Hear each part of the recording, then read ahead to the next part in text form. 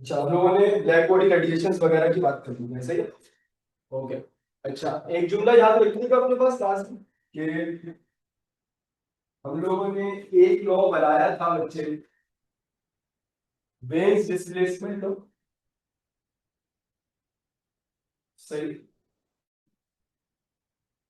Veins displacement law हमारे पास बना था कि मैक्सिमम वेवलेंथ बराबर है बी अपॉन टी। सही। और बेटा दूसरा आपके पास था Stefan Boltzmann law. Stefan Boltzmann law. Stefan Boltzmann law हम लोगों ने लिखा था कि इंटेंसिटी बराबर है सिग्मा टेम्परेचर की पावर 4। अच्छा, आखिरी जो होता है वो कहलाता है रेले जीन्स लॉ। ये होते हैं आपके पास तीन। तीसरा आपके पास कहलाता है बेटा रेले जीन्स लॉ। पहला हम लोगों ने वेन्स डिस्प्लेसमेंट लॉ पढ़ा था, दूसरा हम लोगों ने स्टीफन बोल्ट्जमैन लॉ, तीसरा आपके पास कहलाता है रेले जीन्स लॉ, जो आखिरी था सर। ठीक है, रेले जीन्स लॉ आपके पास जो है वो, अच्छा याद देखो,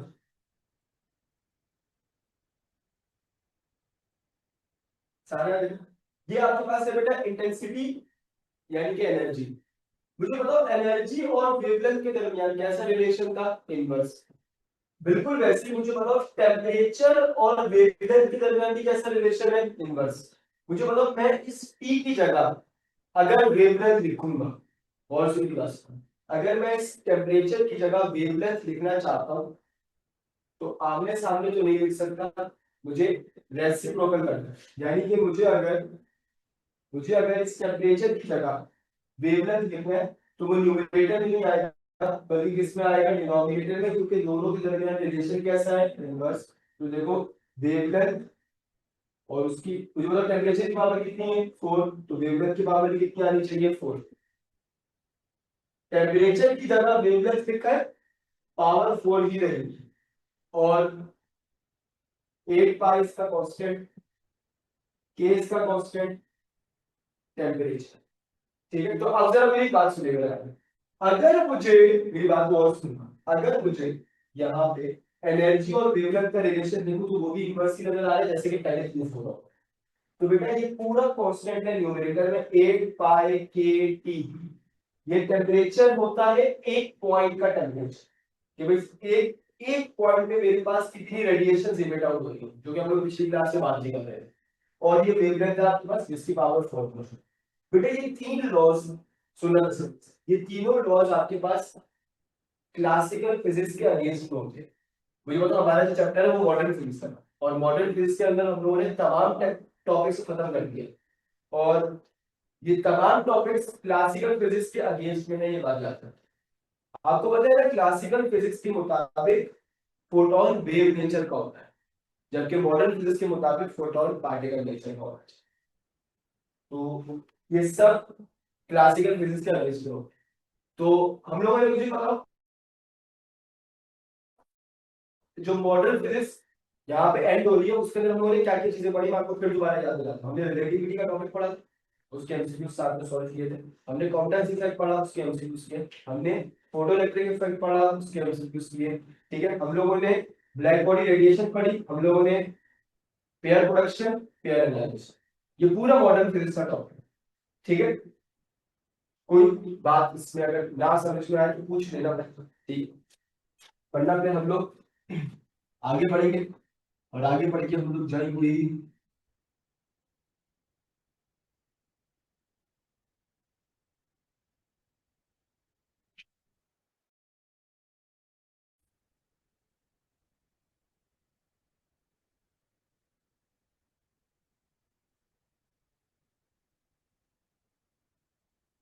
बच्चे तमाम बोर्ड्स में इलेक्ट्रोस्टैटिक की नाम होता है, सवाई कराची बोर्ड में जिसमें इलेक्ट्रिक फील्ड नाम होता है। सही। बहुत तसल्ली के साथ एक एक चीज कवर करेंगे।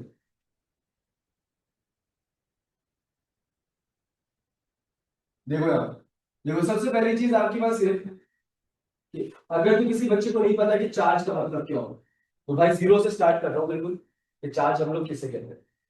देखो तुम्हारे पास चार्ज, आपको पता है मैट्रिक फिजिक्स की जो बोर्ड की किताब है, मैट्रिक फिजिक्स कराची बोर्ड, उसके अंदर एक बड़ी जबरदस्त लाइन लिखी हुई है। हालांकि बोर्ड अच्छा नहीं है, लेकिन फिर भी मैं आपसे कहता हूँ कि लाइन बड़ी जबरदस्त है, बहुत जबरदस्त है। पढ़ के एकदम मैं हैरान हो गया, आखिर ऐसा क्यों। चार्ज के बारे में उन्होंने एक बात लिख दी भाई, एक बात लिख दी ऐसी, हजम नहीं हुई मुझे, बताया भी नहीं जाता कि चार्ज का मतलब होता है नंबर ऑफ इलेक्ट्रॉन्स की तादाद। अब जबकि उन्होंने इसको इस तरह डिफाइन नहीं किया होता, उन्होंने पता जुमला क्या लिखा, उन्होंने जुमला ये लिखा कि charge is a fundamental fundamental property of material object. बस ये लाइन पढ़ती बेटा एकदम बेहोश, एकदम। अब इसका मतलब समझ ले, मुझे बताओ यहाँ पे जो उन्होंने जुमला इस्तेमाल किया, वो जुमला इस्तेमाल ये किया कि charge is a fundamental property, बेटा fundamental property of material object. अब मेरी बात सुन लो, मटेरियल ऑब्जेक्ट हर उस ऑब्जेक्ट को कहते हैं जिसके अंदर एटम्स मौजूद हो, पहली बात। ठीक है, अब एटम्स हैं तो इसका मतलब इलेक्ट्रॉन्स तो लाजमी होंगे, ऑब्वियस है। और मुझे बताओ फंडामेंटल प्रॉपर्टी का मतलब क्या होता है, इलेक्ट्रॉन की तादाद। तो मुझे बताओ इस पूरे जुमले का मतलब ये। अब इसको अगर हम लोग मिसालों के तौर पर समझें, तो मुझे बताओ अगर मैं किसी न्यूट्रल एटम की बात करता हूं, तो मुझे बताओ न्यूट्रल एटम का मतलब ये होगा कि उसके अंदर जितने नंबर ऑफ प्रोटॉन मौजूद होंगे, उतने नंबर ऑफ क्या भी मौजूद होंगे, मुझे बताओ इलेक्ट्रॉन भी मौजूद होंगे। देखो इस तरीके से। अब मुझे बात बताइए, इसमें नंबर ऑफ प्रोटॉन की तादाद इनिशियली बराबर है किसके, मुझे बताओ नंबर ऑफ इलेक्ट्रॉन के। मुझे बताओ 3 प्रोटॉन है और 3 क्या ही है, मुझे बताओ इलेक्ट्रॉन भी। ईमानदारी से बताइए कि अगर मैं इसको इलेक्ट्रोपॉजिटिव बना दूं, इलेक्ट्रोपॉजिटिव का मतलब क्या, मैंने कुछ भी ऐसी हरकत करी कि इस वाले इलेक्ट्रॉन को निकाल के बाहर फेंक दिया। अब आप बताओ क्या होगा, मुझे बताओ अब नंबर ऑफ प्रोटॉन की तादाद ज्यादा हो जाएगी किसके मुकाबले में, मुझे बताओ नंबर ऑफ इलेक्ट्रॉन के मुकाबले में, तो इसके ऊपर 1 पॉजिटिव चार्ज आएगा, आ जाएगा। मुझे बताओ एक प्रोटॉन ज्यादा हो गया, 3 प्रोटॉन है जो कि ज्यादा है किसके मुकाबले में, 2 इलेक्ट्रॉन के मुकाबले, आ जाएगा। सही, ओके, ये इलेक्ट्रो पॉजिटिव है। अगर मैं इसी का उल्टा करता हूँ बेटा, अगर मैं इसी का उल्टा करता हूँ बेटा, कि इसके अंदर मैं आपसे बोलूं कि 3 प्रोटॉन है, ठीक है, 3 ही इलेक्ट्रॉन भी थे, 3 ही इलेक्ट्रॉन भी थे, लेकिन मैंने कुछ भी ऐसा किया कि एक इलेक्ट्रॉन इजाफी ऐड किया इससे। अब मुझे बताओ 4 प्रोटॉन, मुझे बताओ 3 प्रोटॉन जो कि कम है किसके मुकाबले में, मुझे बताओ 4 इलेक्ट्रॉन के मुकाबले। अब ऐसे में मुझे बताओ इसके ऊपर 1 नेगेटिव चार्ज, तो ये इलेक्ट्रोनेगेटिव बनता है, ये इलेक्ट्रोनेगेटिव बनता है। अच्छा, अब एक और बात सुनना, जो मैं जुमला यहाँ कह रहा हूँ बड़ा जरूरी है, सुनना। मुझे बताओ, मुझे बताओ कि तुमने तुमने जो है रिलेशन इतना कैसे रखा। मुझे बताओ अगर तुम किसी भी न्यूट्रल ऑब्जेक्ट में एक इलेक्ट्रॉन, बेटा सुनना, एक इलेक्ट्रॉन ऐड कराते हो तो 1 नेगेटिव चार्ज आता है, ऐसे भी। लेकिन अगर एक इलेक्ट्रॉन रिमूव करते हो तो 1 पॉजिटिव। ईमानदारी से बताओ, है। अच्छा, मुझे बताओ 2 इलेक्ट्रॉन ऐड करोगे तो 2 नेगेटिव, 2 इलेक्ट्रॉन रिमूव करूंगा तो 2 पॉजिटिव। मुझे बताओ 3 इलेक्ट्रॉन ऐड करोगे तो 3 नेगेटिव, 3 इलेक्ट्रॉन रिमूव करूंगा, सही है, सुनते रहना। मुझे बताओ 4 इलेक्ट्रॉन ऐड तो नेगेटिव, रिमूव तो पॉजिटिव। ऐसी तरह की कहानी मुझे बताओ, n number of electron, where n is the number of electron, ठीक है, प्लस माइनस, और चार्ज ऑब्जेक्ट क्या है तो हम q से डिनोट करते हैं। तो क्या इक्वेशन बन गई, q is equal to ne। This is called quantization of charge. इस इक्वेशन का नाम क्या है आपको, इस इक्वेशन का नाम क्या है, क्वांटाइजेशन ऑफ चार्ज। सुनना सर, इस क्वांटाइजेशन किसी का नहीं पता, सब बताऊंगा। मुझे बताओ, ये सब आपके पास चार्ज की वैल्यू है, ये जो ये सब आपके पास चार्ज की वैल्यू। क्या मुझे बताओ, चार्ज का मतलब बना number of electron, number of electron. साबित हो रही है बड़ी बात, पहली बात सही है। Q is equal to N E, number of electron. अब सुनना है, इस इक्वेशन को क्वांटाइजेशन क्यों कह रहे हैं? अब इस बात का भी मतलब बता देता हूँ कि इस इक्वेशन को क्वांटाइजेशन क्यों कह रहे हैं। सुनो, इस इक्वेशन को क्वांटाइजेशन इसलिए कहते हैं बेटा कि इस इक्वेशन के मुताबिक, सुनो, इस इक्वेशन के मुताबिक अगर आप यहाँ पे, मुझे बताओ, इस इक्वेशन के मुताबिक किसी भी ऑब्जेक्ट के ऊपर, किसी भी ऑब्जेक्ट के ऊपर वन से छोटा चार्ज पॉसिबल है। इस बात का मतलब क्या है? एक इलेक्ट्रॉन के बराबर, ये देखो, ये सबसे लीस्ट पॉसिबल चार्ज। देख लो मेरी कहानी कहां से शुरू करी। इससे छोटा चार्ज पॉसिबल नहीं है। सर क्यों पॉसिबल नहीं है? मुझे बताओ। इस इक्वेशन का कहने पर इस इक्वेशन, ये क्लासिकल फिजिक्स का है, ये पुरानी फिजिक्स। अभी पूरा चैप्टर पुराना, ये चैप्टर पुराना, कैपेसिटर पुराना, फिर डीसी सर्किट पुराना, वो सारे पुराने चैप्टर। फिर उसके बाद हम जाएंगे पार्टिकल फिजिक्स पे, जो इसी का अपोजिट चैप्टर है। मैं बता रहा हूँ, प्रूफ करूंगा। ये जो यहाँ बात बता रहा हूँ, इसी की उल्टी बात पढ़नी है पार्टिकल फिजिक्स। कैसे कर रहा हूँ? मुझे बताओ, Q is equal to N पीस के मुताबिक इससे छोटा चार्ज यूनिवर्स में पॉसिबल नहीं। क्या जुड़ा बोला? इससे छोटा चार्ज यूनिवर्स में पॉसिबल नहीं, ये इक्वेशन है। और क्या क्या चार्ज है मुझे बताओ, एक इलेक्ट्रॉन के मुताबिक, क्योंकि इस इक्वेशन ने तुमसे ये बोला है कि ये अगर ये अगर ऑब्जेक्ट है तो उसके ऊपर एक इलेक्ट्रॉन आ सकता है, नहीं एक इलेक्ट्रॉन जा सकता है, दो इलेक्ट्रॉन आ सकते हैं, दो इलेक्ट्रॉन जा सकते हैं। इस ऑब्जेक्ट पर आधा इलेक्ट्रॉन नहीं आ सकता। बोल दो हाँ या ना। ऐसा ये कह रहे हैं। मुझे बताओ, एक इलेक्ट्रॉन जा रहा था या एक इलेक्ट्रॉन आ रहा था, आधा इलेक्ट्रॉन नहीं आ सकता। इसका मतलब मैं ये नहीं लिख सकता, याद रखो, मैं ये नहीं लिख सकता। बोल दो हाँ या ना। क्वांटाइज होने का मतलब है इंटीग्रल मल्टीपल, 1 2 3 4 5 6 7 इंटीग्रल मल्टीपल, ये n की वैल्यू 1 2 3 4 5 6। तो इसका मतलब क्या मैं कह सकता हूं कि इस इक्वेशन के मुताबिक the least possible charge in this universe is this, कि 1 से छोटा है चांस। हाँ सही। इस इक्वेशन के मुताबिक the least possible charge in this universe is q is equal to 1 की, और q इज इक्वल टू 1 की का मतलब है, याद है जो मैं जुमला बोल रहा हूं उसको लिखूंगा कैसे? Fundamental charge. फंडामेंटल का मतलब जिससे छोटा पॉसिबल ना हो। मुझे बताओ, फंडामेंटल चार्ज ये होगा, और इसकी वैल्यू क्या होती है? आया ई की वैल्यू 1.6 एक्सपोनेंट माइनस 19 कूलम। तो फंडामेंटल चार्ज कितना बना? ये मेरा फंडामेंटल चार्ज। जबकि ऐसा होता नहीं है। पार्टिकल फिजिक्स वाला चैप्टर पढ़ते हैं सेकंड ईयर के अंदर, उसके अंदर पढ़ाते हैं कि सबसे छोटा चार्ज ये नहीं, क्वार्ट्ज के अंदर आता है। ठीक है, अब क्वार्ट की वैल्यू और डाउन क्वार्ट की वैल्यू सही। तो 2/3 times this value and 1/3 times this value, ये है सबसे छोटे चार्जेस। ठीक है, जबकि ये इक्वेशन क्या कहती है कि सबसे छोटा charge, that is why this is called classical physics. ये पुरानी है। सही है, बात समझ में आ रही है आपसे? तो लेकिन भाई चैप्टर का तकाजा ये है कि मुझे पढ़ाने को समय है। तो मुझे बताओ, 1.6 exponent minus 19 coulomb, this is the fundamental charge according to कौन सी इक्वेशन? मुझे बताओ, क्वांटाइजेशन ऑफ चार्ज। इसके मुताबिक ये सबसे फंडामेंटल चार्ज। पहले बताओ, इतनी बात समझ आई कि मैंने क्या बात, इसको जरा देख लो। अच्छा हाँ, एक और बात मुझे बताओ कि चार्ज का मतलब क्या है? मुझे बताओ, नंबर। और नंबर का मतलब स्केलर या वेक्टर? स्केलर। तो इसका मतलब चार्ज जो है वो कौन सी क्वांटिटी बनती है? स्केलर क्वांटिटी बनती है। सिर्फ नंबर है बच्चे, सिर्फ नंबर है। सही है। तो मुझे बताओ, चार्ज जो है वो एक स्केलर क्वांटिटी बनी, और चार्ज का एसआई यूनिट कूलम्स।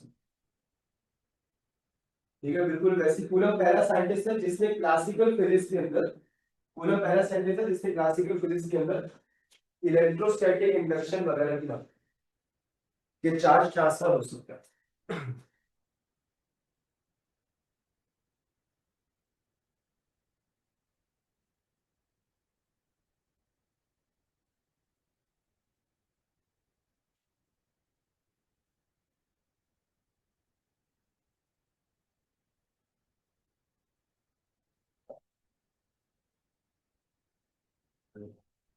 ठीक है। हेलो। हेलो। ठीक है।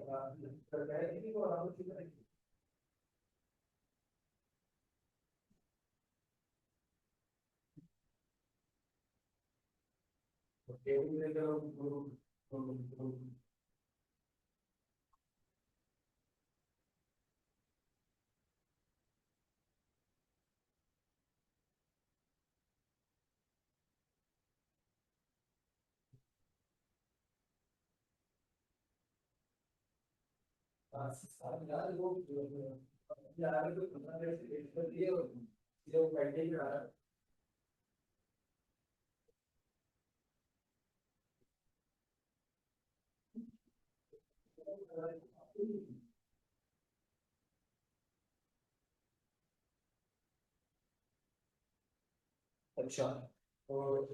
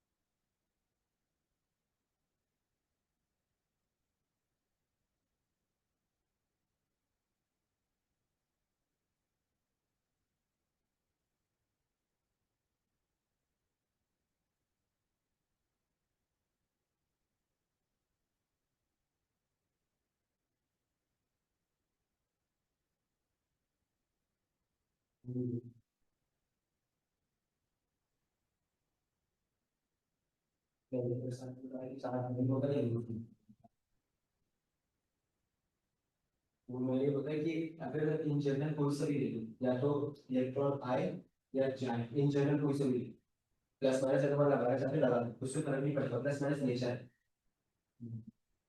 प्लस माइनस, प्लस ये बताएगा इलेक्ट्रॉन लूज हो गए, माइनस ये बताएगा इलेक्ट्रॉन गेन होगा। माइनस नहीं है, माइनस नहीं है, माइनस माइनस वो सिर्फ नेचर है, लेकिन नेगेटिव ही है ना, पर कौन सी।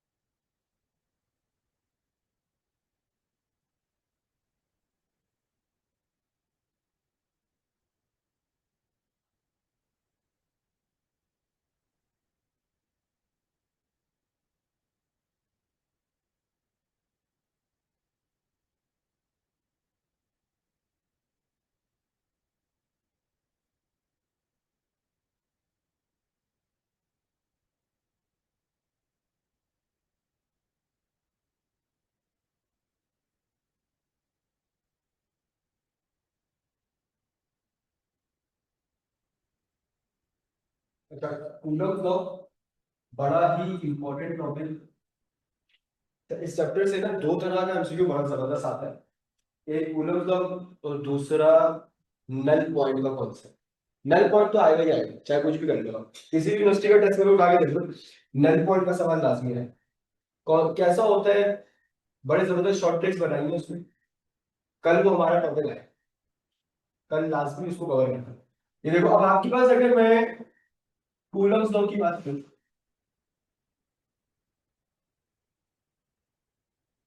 कूलम्ब लॉ भी हम मे भी हम लोग शॉर्टकट्स बनाएंगे।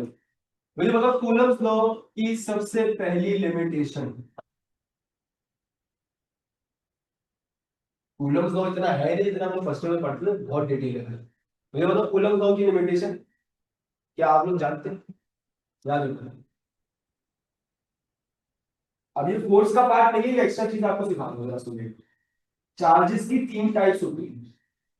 इसको कहीं एक्स्ट्रा जगह पे लिख लेना तुम्हारी इंफॉर्मेशन कि मैं अपने लेक्चर्स में ना चार्जेस की तीन टाइप्स तरह के नाम डिस्कस करूंगा। पहला, पहला कहलाता है सोर्स चार्ज। पहला कहलाता है सोर्स चार्ज। अब सोर्स चार्ज किसे कहते हैं? अगर आप अपने लेक्चर्स में प्लस माइनस दोनों और कैपिटल क्यू से डिनोट कर रहा हूँ, तो ये सोर्स चार्ज। और देखो इस तरीके से डायग्राम बनाऊंगा इसकी, हमेशा जब भी जिक्र करूंगा, जब भी जिक्र करूंगा इस तरीके से करूंगा। सही। अब ये सोर्स चार्ज है, सोर्स चार्ज प्लस माइनस दोनों हो सकते हैं। सोर्स चार्ज को हमेशा कैपिटल क्यू से डिनोट करूंगा और इसका मैग्नीट्यूड बहुत बड़ा हुआ करेगा। जैसे मिली कूलम्स में ये नहीं होगा, माइक्रो कूलम्स में ये नहीं होगा, ये हमेशा बड़ा मैग्नीट्यूड रखेगा, वन से बड़ा। पहले ये बात समझ। इस तरीके से ये इसकी हमेशा डायग्राम बना, ये सिर्फ तुम्हारी आसानी के लिए बता। सोर्स चार्ज वो होता है जो अपने इर्द गिर्द बहुत बड़ा एरिया को घेर के रखे, अपने इर्द गिर्द बहुत बड़ा एरिया घेर के रखे, और इस एरिया में अगर कोई दूसरा चार्ज आएगा तो ये उसको या तो अट्रैक्ट करेगा या तो रिपेल करेगा। अब मैं मुझे बताने की जरूरत नहीं है कि प्लस प्लस हमेशा रिपेल करेगा, प्लस माइनस अट्रैक्ट करेगा। सही है, मुझे बताओ ये सोर्स चार्ज है। अब देखो डिफाइन कैसे करता हूं। सोर्स चार्ज का लीस्ट पॉसिबल वर्जन, जिससे छोटा पॉसिबल ना हो। क्या कहा मैंने आपसे? सोर्स चार्ज का लीस्ट पॉसिबल वर्जन, जिससे छोटा पॉसिबल ही ना हो, that is called a point charge. क्या बोला मैंने आपसे? दूसरा कहलाता है point charge, least possible version of source charge, सबसे छोटा वर्जन, जिससे छोटा पॉसिबल ही ना हो एग्जिस्टेंट। मुझे बताओ इसको ऐसे डिनोट कर देंगे, देखो अगेन ये भी प्लस माइनस हो सकता है, कैपिटल क्यू से ही डिनोट करूंगा, लेकिन इस तरीके से। अब जाहिर है मैग्नीट्यूड अगर छोटा कर दिया तो अपने इर्द गिर्द बड़ा एरिया थोड़ी रखेगा, बहुत ही कोई छोटा सा चार्ज होगा आपके पास। ठीक है, तो मुझे बताओ मैंने आपसे क्या बोला? सोर्स चार्ज का ही लीस्ट पॉसिबल वर्जन, जिससे छोटा पॉसिबल ही नहीं। ठीक है, उसको मैंने आपसे बोला पॉइंट चार्ज, बहुत ही मामूली सा। ठीक है, और तीसरा हम लोग डिस्कस करेंगे, वो कहलाता है, नाम सुना होगा आप लोगों ने, टेस्ट चार्ज। टेस्ट चार्ज को हमेशा स्मॉल क्यू से डिनोट करूंगा। टेस्ट चार्ज हमेशा पॉजिटिव होगा, इसका मैग्नीट्यूड हमेशा 1 के बराबर। सही है, और इसके आसपास कोई फील्ड नहीं होगी। देखो मैंने क्या लिखा, चार कैरेक्टरिस्टिक्स बताइए। पहली बार स्मॉल क्यू से डिनोट करूंगा, हमेशा पॉजिटिव होगा, मतलब नेचर हमेशा पॉजिटिव होगा, मैग्नीट्यूड हमेशा 1 के बराबर, इसके आसपास कोई फील्ड नहीं। इसका मतलब अगर मैं इसको यू बनाऊंगा ना, तो अगर किसी डब्बे में यू बना दिया तो बेटा वो झड़ देंगे पक्का। ठीक है, क्यों? क्योंकि इसके आसपास फील्ड है ही नहीं, इसके आसपास फील्ड है ही नहीं। ठीक है, ऐसा होगा। सही है, अब ये एक इमेजिनरी चार्ज होता है अंडरस्टैंडिंग के लिए, मेरे और आपके दरमियान एक अंडरस्टैंडिंग क्रिएट हो जाए कि भाई रिपल्जन कैसे होगी, अट्रैक्शन कैसे होगी, तो ये उसके लिए एक इमेजिनरी चार्ज। तभी that's why we are taking as a standard positive. मुझे बताओ इसको तभी हम लोग पॉजिटिव कहते हैं। अच्छा, इसको पता है इसको कहा जाता है यूनिट पॉजिटिव चार्ज। मुझे बताओ यूनिट पॉजिटिव चार्ज, यूनिट का मतलब 1 और पॉजिटिव हमेशा, तभी इसको यूनिट पॉजिटिव चार्ज करते हैं। पहले बताओ हाँ या ना, बात समझ में आ रही है? मुझे बताओ, अब सुनो, सबसे बड़ी जुगाड़ इसकी लिमिटेशन है कि ये हमेशा सिर्फ और सिर्फ कौन से चार्जेस में लगेगा? पॉइंट चार्ज ले लो, बात ही खत्म होती है, बात ही खत्म हो गई। अब अगर पूरे चैप्टर में से सिर्फ एक टॉपिक है जिसमें पॉइंट चार्ज का जिक्र होगा, वो यही है, खत्म, कहानी खत्म होगी। इसका मतलब अगर किसी एमसीक्यू में तुम्हें पॉइंट चार्ज का जिक्र मिल रहा है, इसका मतलब वो कौन से टॉपिक का एमसीक्यू है, कूलम्स लॉ का, इसके अलावा कोई जिक्र ही नहीं है इसका। हाँ या ना, बात समझ में आ रही है? तो मुझे बताओ सिर्फ और सिर्फ कूलम्स लॉ वो टॉपिक है जिसके अंदर तुम्हें पॉइंट चार्ज का जिक्र, खत्म हुई कहानी, ये खत्म हो गई। इसका मतलब बाकी तमाम टॉपिक्स के अंदर तुम्हें इन दोनों का जिक्र करना है। सही है, तो ये सिर्फ तुम्हें यही मिलेगा। पहले बताओ अपनी बात समझ में आएगी, अगर इसमें से कुछ लिखना है तो अभी लिख लो ताकि मैं आगे बढ़।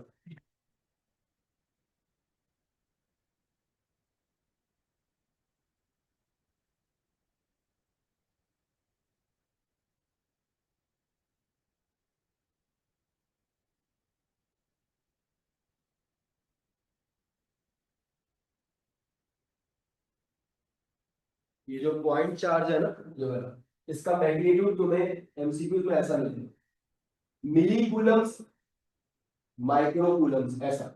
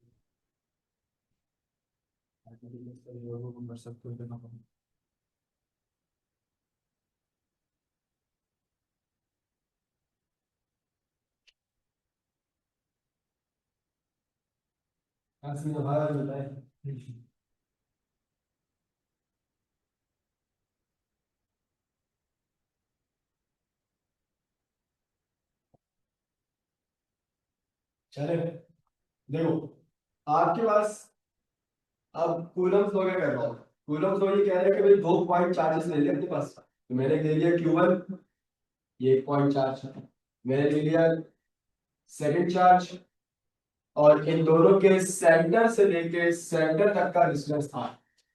ठीक है बेटा, जिस बच्चे ने इसको रेडियस पढ़ा या कुछ और पढ़ने की कोशिश करी, कहीं जाके मर जाएगा।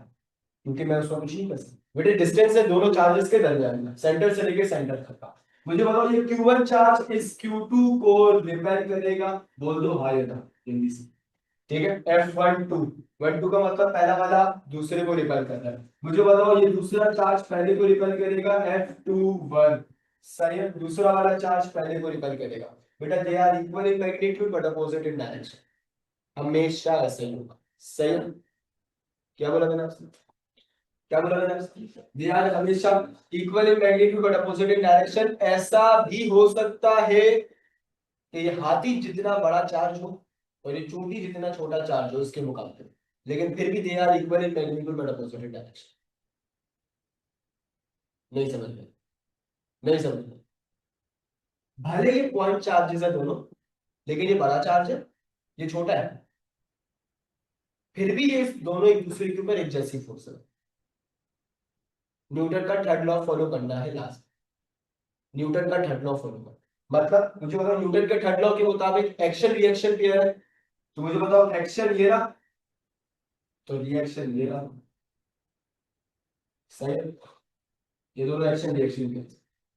अब अगली बात जरा सुनो, मुझे बताओ कूलम्स लॉ के मुताबिक इन दोनों के दरमियान की जो इलेक्ट्रोस्टैटिक फोर्स है, इलेक्ट्रोस्टैटिक फोर्स, इन दोनों के चार्जेस के दरमियान की जो इलेक्ट्रोस्टैटिक फोर्स है वो डायरेक्टली प्रोपोर्शनल है दोनों चार्जेस के प्रोडक्ट के।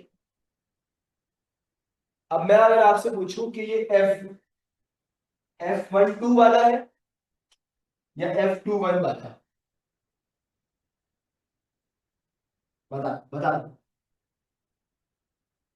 मुझे बताओ ये F जो है, ये F12 वाली फोर्स यहां पे पुट करें या F21 वाली पुट करें,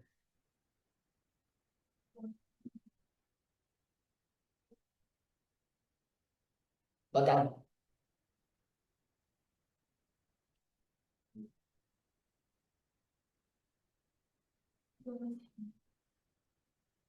दोनों सेम है,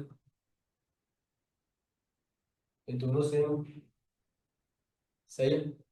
अच्छा मेरी बात सुन, मैंने आपसे जुमला यूज कराया था इलेक्ट्रोस्टैटिक फोर्स डायरेक्टली प्रोपोर्शनल है दोनों चार्जेस के प्रोडक्ट के। ठीक है, यहाँ पे इन दोनों फोर्सेस का हमेशा रिजल्टेंट पुट किया जाता है। ठीक है, यहाँ पे इन दोनों फोर्सेस का रिजल्टेंट पुट किया जाता है, और रिजल्टेंट क्या क्या मतलब है मैं आगे आपको शो भी करूंगा। रिजल्टेंट का यहाँ पे क्या मतलब, मुझे मतलब F is directly proportional to Q1 Q2, यहाँ पे F12 नहीं लिखेंगे, यहाँ पे F21 नहीं लिखेंगे, बल्कि इन दोनों फोर्सेस का रिजल्टेंट लिखेंगे। अच्छा आप मुझे बताओ, एक पहली बात ये, अभी आगे भी बहुत डिटेल में बात करनी है, पहले सुनो मुझे बताओ, ये इलेक्ट्रोस्टैटिक फोर्स इन दोनों फोर्सेस का रिजल्टेंट है, मतलब दोनों एक दूसरे के ऊपर नेट फोर्स कितनी लगा रहे हैं, नेट फोर्स कितनी लगा रहे हैं, हमने यहाँ पे ये लगा। अच्छा अब मुझे बताओ, यही फोर्स, अच्छा तुम लोगों ने स्टेटमेंट याद होगा, यही फोर्स फिर डायरेक्टली प्रोपोर्शनल होती है दोनों चार्जेस के दरमियान के डिस्टेंस के स्क्वायर।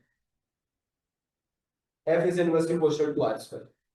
तो मुझे बताओ अगर डिस्टेंस के साथ रिलेशन बनाना है तो ये भी तो लिख सकती हो, आर स्क्वायर ही क्यों।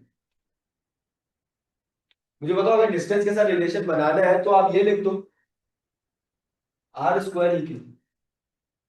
बट नॉलेज के हिसाब से निकलना, डर के चला जाओ, मैं ये नहीं बोलते ना सर दो चार्जेस इसलिए। सही है, वो फौरन अगर ये सवाल पूछो फौरन से आगे से ठड़क करके जवाब, ऐसा दो charges.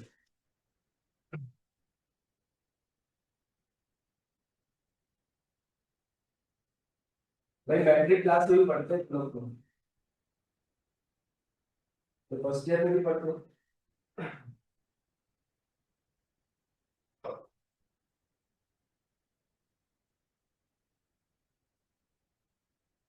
F is inverse proportional to R square e Q R Q. मुझे बताओ इस जैसा ही लॉ हम लोग ये वाला पढ़ते हैं ना 9th क्लास। बोल दो भाई, बोल दो भाई, G M one M two upon R square, और सेम एक्सप्रेशन बनाते हैं एकदम,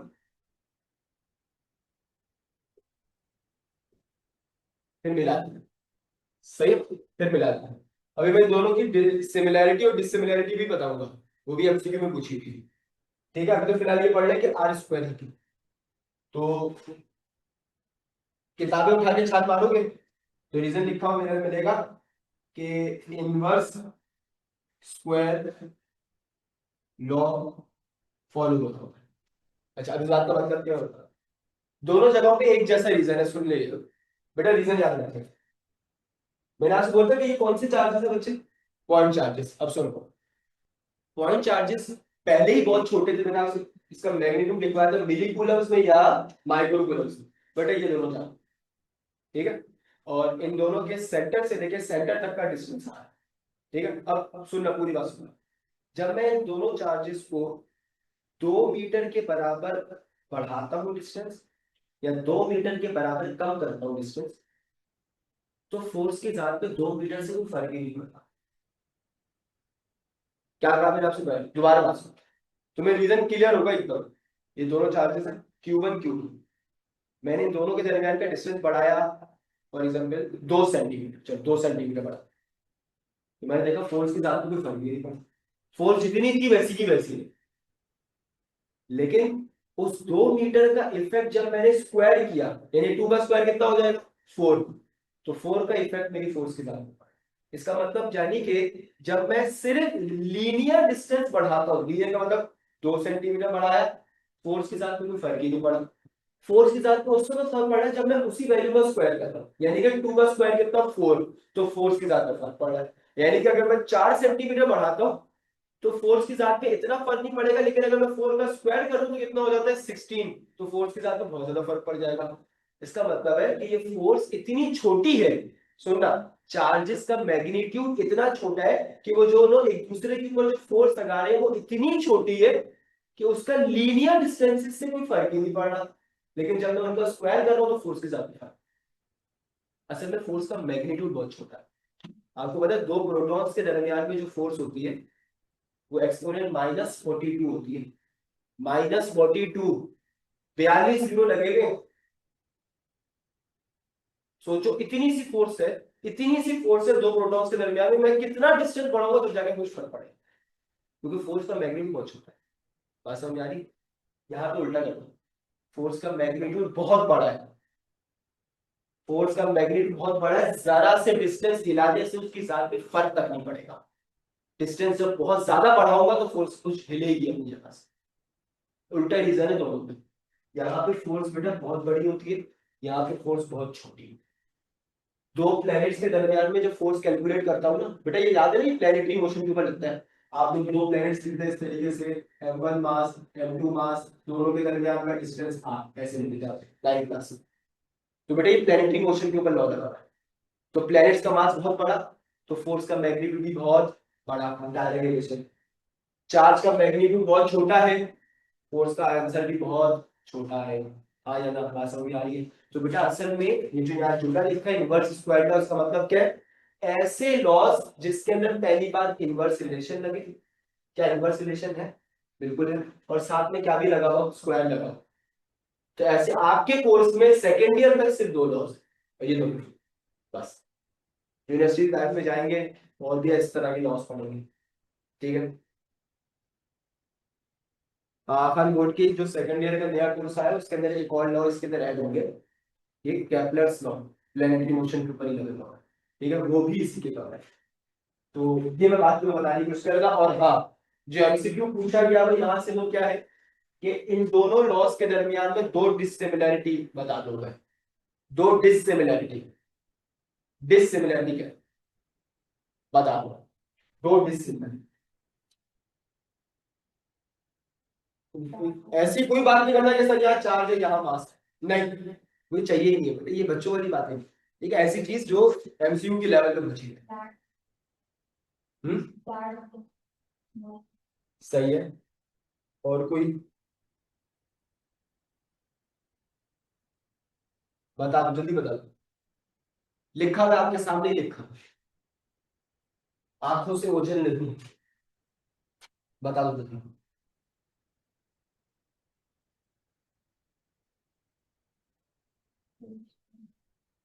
फोर्स,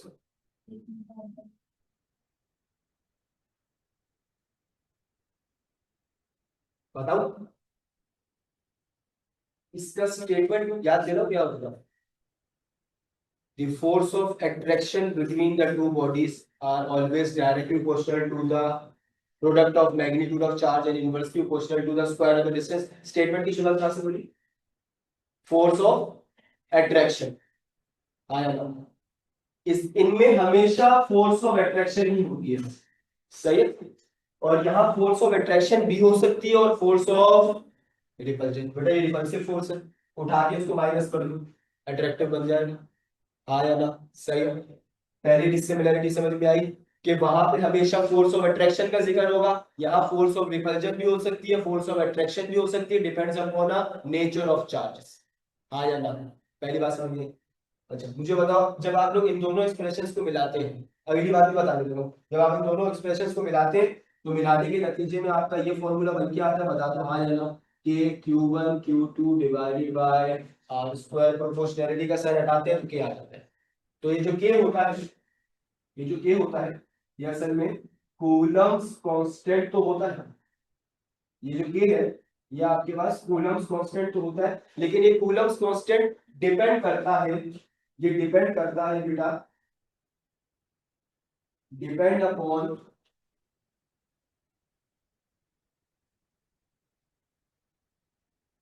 मीडियम बिटवीन चार्जेस, ये दोनों चार्जेस के दरमियान की मीडियम पे डिपेंड करता है। सर इस बात का मतलब क्या है बेटा, ये Q1 चार्ज ये Q2 चार्ज, इन दोनों के बीच में अभी एयर मौजूद है, हाँ या ना, सही है। अगर मैं एयर से हटा के यानी कि दोनों चार्जेस को उठा के लिक्विड मीडियम में डाल दूं तो के की वैल्यू चेंज होगी, के डिपेंड करता है दोनों चार्जेस के दरमियान की मीडियम में, एयर की वैल्यू अलग, किसी लिक्विड में डाल दूंगा अलग, डायरेक्ट की वैल्यू अलग, लेकिन यहाँ पे कांस्टेंट कौन होता है? कैपिटल जी, ग्रेविटेशनल कांस्टेंट, बेटा ये पूरी यूनिवर्स का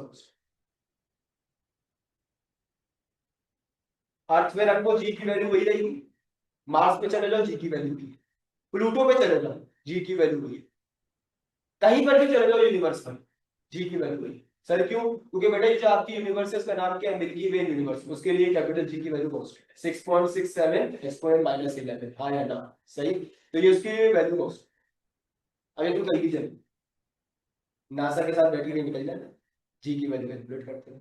तो भाई दो डिसिमिलरिटीज बताई, अब याद रखिएगा, अब याद रखना, लिख लो ये दो डिसिमिलरिटीज आपके पास।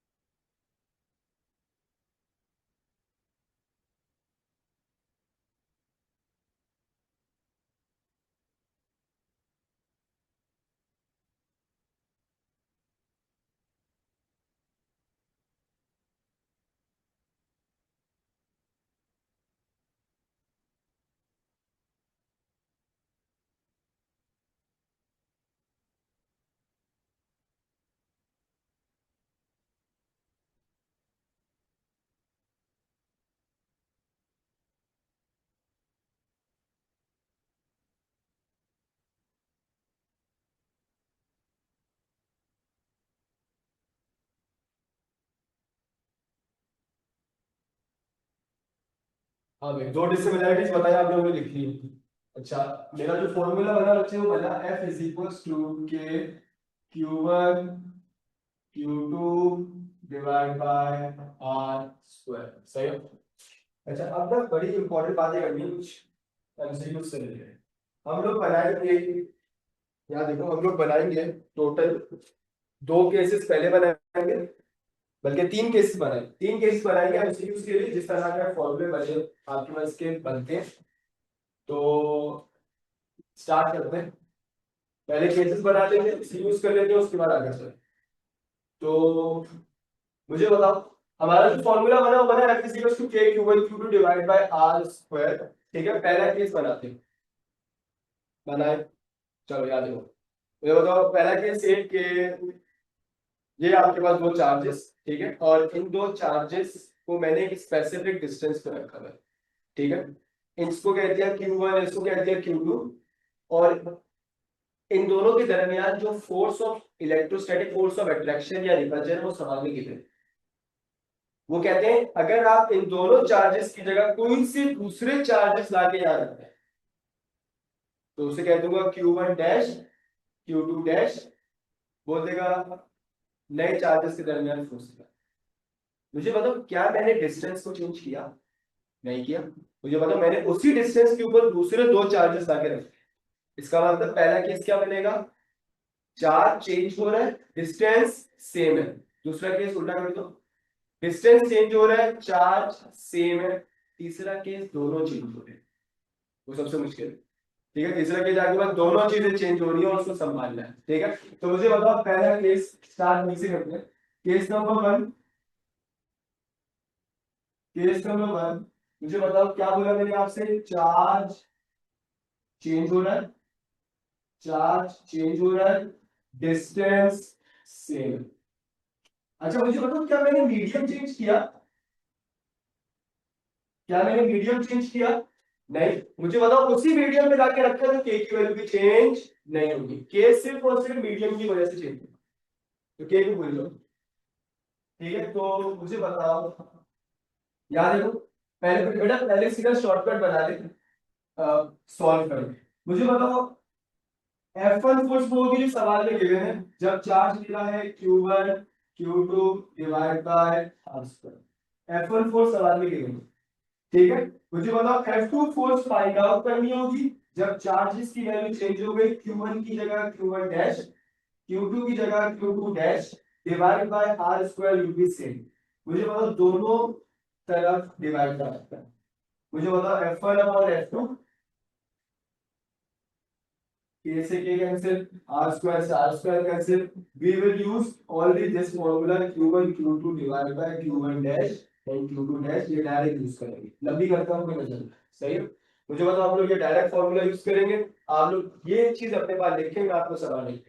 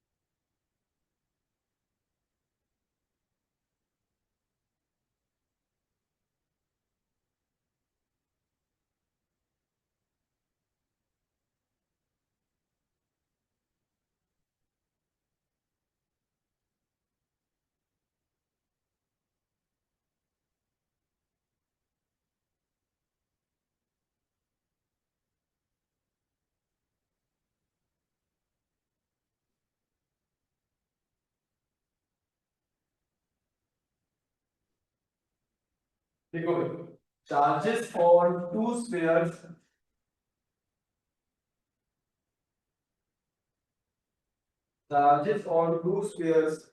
are +7 microcoulomb and -5 microcoulomb and -5 microcoulomb respectively. They experience a force F, inverted commas में लिखिए F. They experience a force F on each other.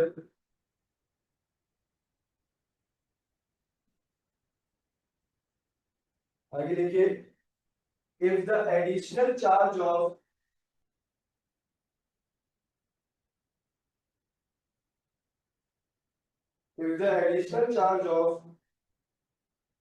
-2 microcoulomb is added to each of the given charges, then new force of attraction will be dash.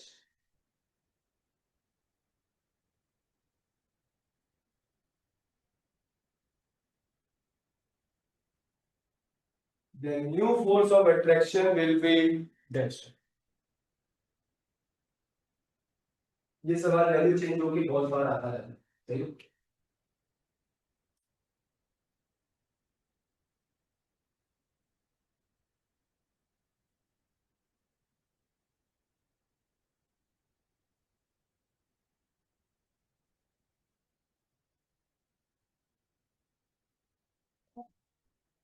चलो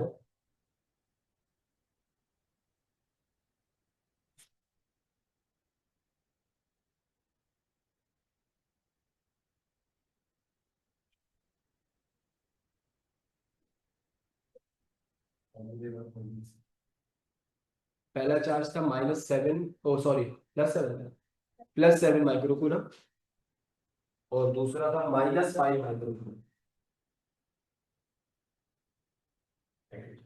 और added charge है -2 microcoulomb.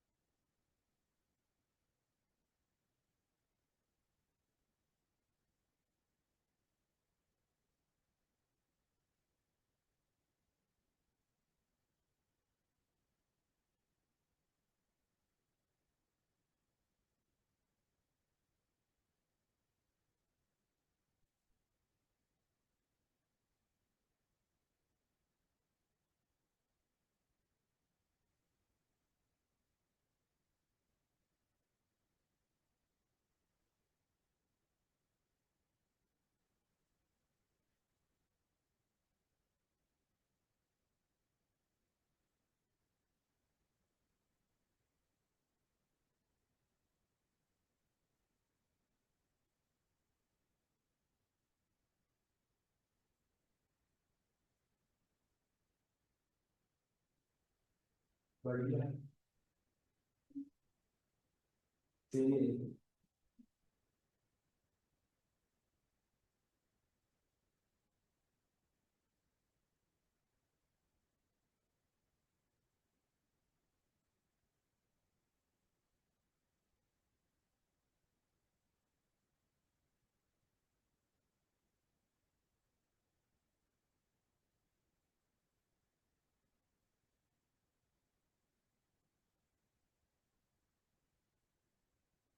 हाँ मुझे बताओ F1 जो है उस सवाल में गिवन है F के बराबर।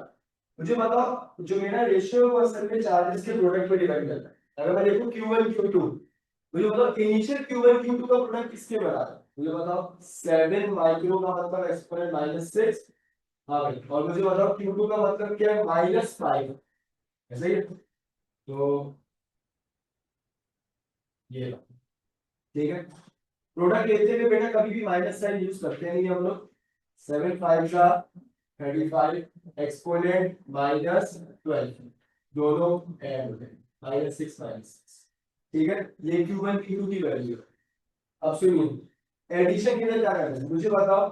Q1 डैश का मतलब है कि दोनों चार्जेस के अंदर कितना ऐड कर रहे हैं -2 माइक्रोमोल। मुझे बताओ 7 और ऐड कर दिया -2।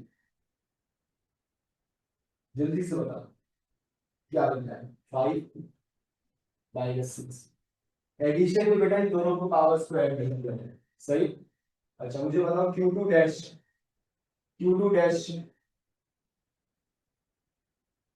कौन सा चार्ज है -5। बेटा मैंने तुम्हें सिर्फ मल्टीप्लिकेशन में माइनस साइन यूज किया। ठीक है, वो किताब में भी ये बात समझाई जा रही होगी। मुझे बताओ -5 माइक्रोकूलम उसमें ऐड कर दिया -2। अब बता दो क्या बन जाएगा।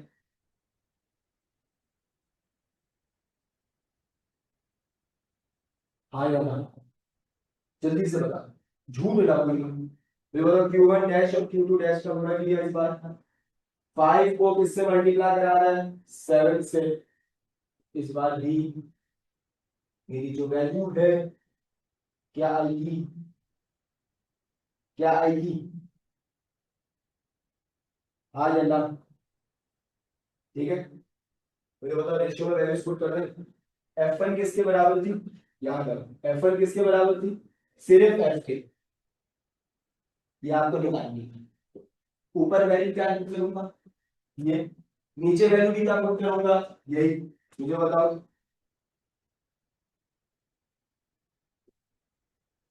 11। ए भाई, ए भाई,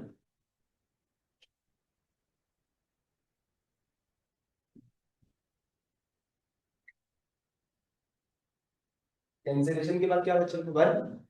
ये ऊपर चला जाएगा, सेम ही रहेगी।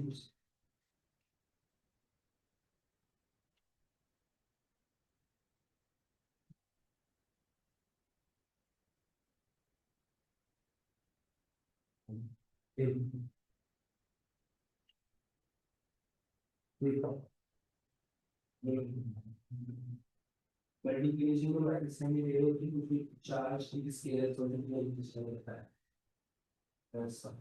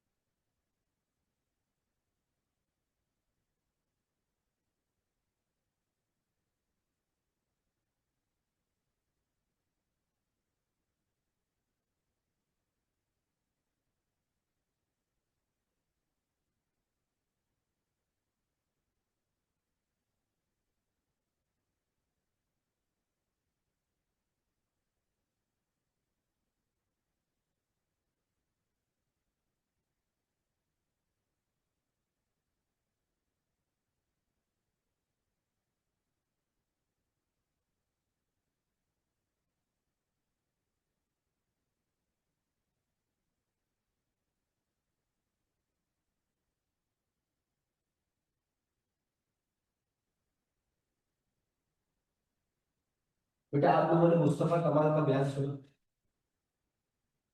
उसने मदहोशी की हालत में टीवी पे एक बयान दिया एमडी गेट से रिलेटेड। सही। बाबूले को कुछ पता ही नहीं कि पहले क्या था। मतलब वो बयान देने के बाद वो धड़ाधड़ मेरे पास जो कॉल और मैसेज आना बच्चों की शुरू हुई। बच्चे तो अपने माइंड में थे ना कि अक्टूबर में, हर साल अक्टूबर में होता है, इस बार भी अक्टूबर में होगा। भाई साहब ने बिल्कुल नशे की हालत में एक बयान दिया कि एमडी कैट जो है वो बोर्ड के पेपर्स के 6 दिन बाद होता है। अच्छा किसके बोर्ड के पेपर्स ये नहीं पता, लेकिन बोर्ड के पेपर्स के बाद। सही। अच्छा उसके बाद पूरी कैलकुलेशन जब करी, ठीक है, तो अंदाजा हो गया कि उसके कहने का मतलब क्या है। सही। भले वो बाबूला है बेटा, ठीक है, ये बात हम मानते हैं, लेकिन उसने भी, उसको खुद को भी कोई अंदाजा नहीं कि उसने क्या बोल दिया। तो उसको खुद भी अंदाजा नहीं। पीएमडीसी ने तो सुनते ही रिजेक्ट कर दिया ना, अगले दिन ही रिजेक्ट कर दिया कि ऐसा नहीं, रिजेक्ट साफ।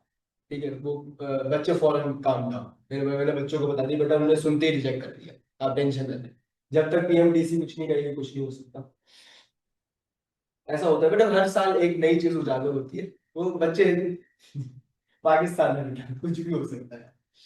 मुझे बताओ इसका अगर मैं उल्टा कर दूं, इस पूरी चीज का अगर मैं उल्टा कर दूं कि मुझे इस बार डिस्टेंस चेंज करना है, ठीक है, और चार्ज की वैल्यू सेम थी, ठीक है। तो मुझे बताओ F1 इज इक्वल टू के Q1 Q2 divide bye R1 का स्क्वायर, क्योंकि मुझे डिस्टेंस चेंज करना है। मुझे बताओ F2 के, क्योंकि मीडियम चेंज नहीं हो रहा, मैं सिर्फ चार्जेस को उठा के दूर करूंगा या करीब करूंगा, चार्ज भी चेंज नहीं हो रहा, R2 का स्क्वायर कर दिया डिवाइड, सही। R2 ऊपर जाएगा, तो F1 upon F2 is R2 square upon R1 square, ठीक है। और इसको मैं ये भी लिख सकता हूँ, F1 upon F2 is equal to R2 over R1 का होल स्क्वायर। मैं डायरेक्टली एक चीज यूज करूंगा,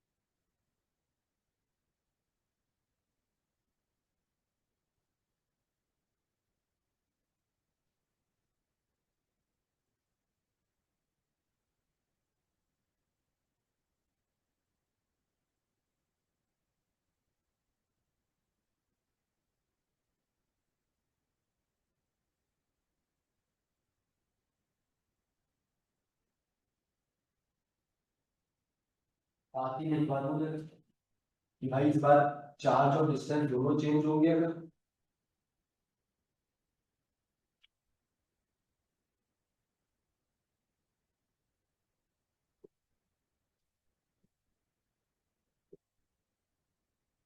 तो मुझे बताओ कि के Q1 Q2 divide bye R1 square,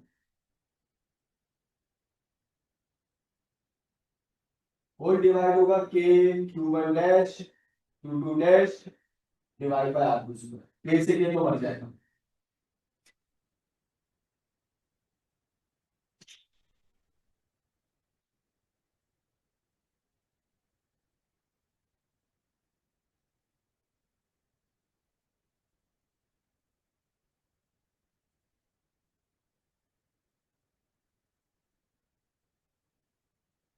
सही है, मैं ये चीज डायरेक्टली अभी यूज करवाऊंगा।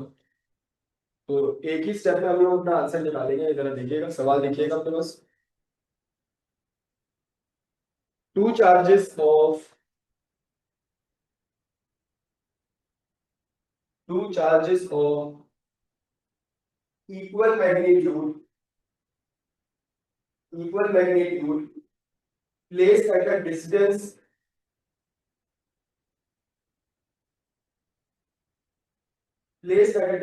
r between them exert the force of F on each other। वैसे लिखेगा जैसे पहले लिखा है, exert the force F on each other।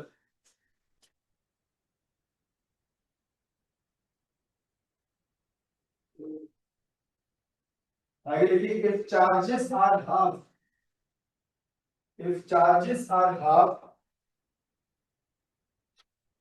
and distance between them is double।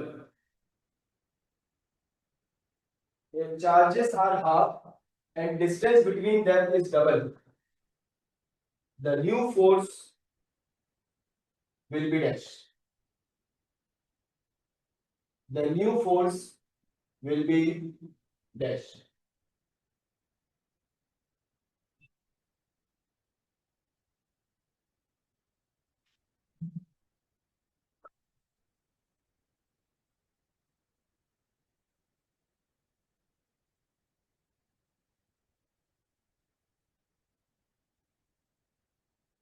पहली फोर्स F है, F2 कैलकुलेट करनी है। मुझे बताओ इक्वल चार्जेस लगाए। इक्वल चार्जेस का मतलब Q1 Q2 इज Q, बोल दो है इक्वल, और न्यू चार्जेस इन्हीं का हाफ। तो मुझे बताओ Q/2 और Q/2 R2/R1 का होल स्क्वायर। तो डिस्टेंस डबल और पहले वाला सिर्फ R, बोल दो भाई सही। तो F/F2 is 2 to the 4 ऊपर, और 2 का square 4। F/F2 is equals to 16।